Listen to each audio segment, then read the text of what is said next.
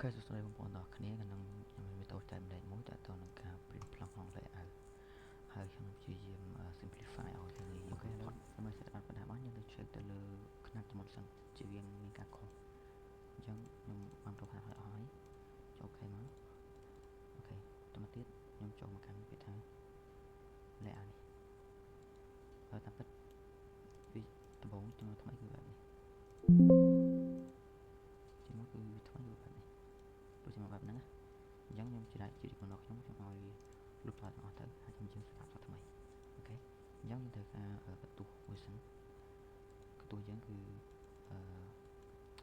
អាចគូសនៅកន្លែងហ្នឹងក៏បានដែរឥឡូវខ្ញុំគូសក្តារ simple សិនក្តារជាក្តារ A3 ទំហំ20គុណឲ្យ2.7ហើយត្រូវអូខេ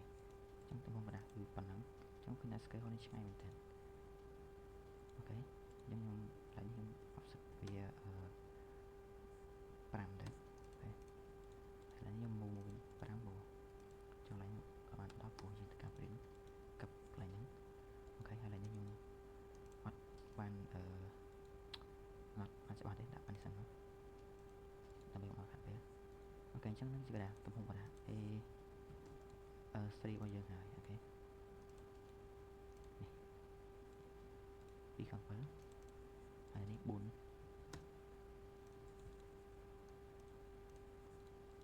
អូខេអញ្ចឹងទំហំ actual របស់យើងអញ្ចឹងដើម្បីយើងបានទទួលមិននឹងហើយអញ្ចឹងបងប្អូនមានទទួលអាច copy ដាក់ទទួលបាន copy ដាក់ក្នុងហ្នឹងមកហើយអញ្ចឹងយើង set up ក្តារនៅលើវាអញ្ចឹងចូលមកកាន់ពេល layout នេះយើងមកស្ដាំមួយទៅវាពាក្យថា text up nature ក្នុង layout tool នេះចូលពាក្យ modify ហើយបដូរ name ទៅជាDWG to PDF ពីច្រើនគេប្រើហ្នឹងវាយើងស្អាតអូខេហើយក្តារនេះគឺក្តារ A3 មកមកក្រោមទៀតពីច្រើនខ្ញុំប្រើក្តារមួយនេះអូខេចឹងមកហើយបន្តមកទៀតយើងចុចតមកទៀតគឺទៅ what to plot ខ្ញុំ plot លើអីខ្ញុំចុច window អូខេតទៅខ្ញុំចុចរីកតង់រៀងទំហំក៏ដែរ A3 របស់យើងអូខេដល់ពេលហើយអញ្ចឹងបងឃើញ review សាក់មើលមកអញ្ចឹងវាឃើញតែមួយកណ្ដាស់ទេវាអត់បានពេញទេតែអញ្ចឹងដើម្បីបានពេញយើង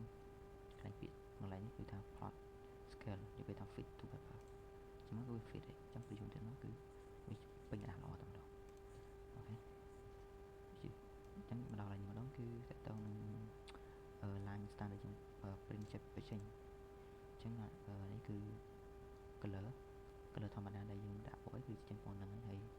តើតើក្រេអញ្ចឹងទៅតែខ្ញុំស្ដាប់ប្រើទេពីច្រើនគឺគេប្រើmonochrome ហើយនឹងEcad នេះដែលជា color ហើយនឹងសខ្មៅតែម្ដងអញ្ចឹងខ្ញុំយកជាសខ្មៅចុះអូខេអានេះគឺជាបាច់ស្ដាប់ទៅទេប៉ុណ្្នឹងទៅតែវាសំខាន់គឺកន្លែងនេះ plot option ហ្នឹងគឺថាទៅពេលដែលយើង print ចេញយើងចង់បានបន្ទាត់ដែលយើង set ទៅមួយក៏អត់ចឹងណា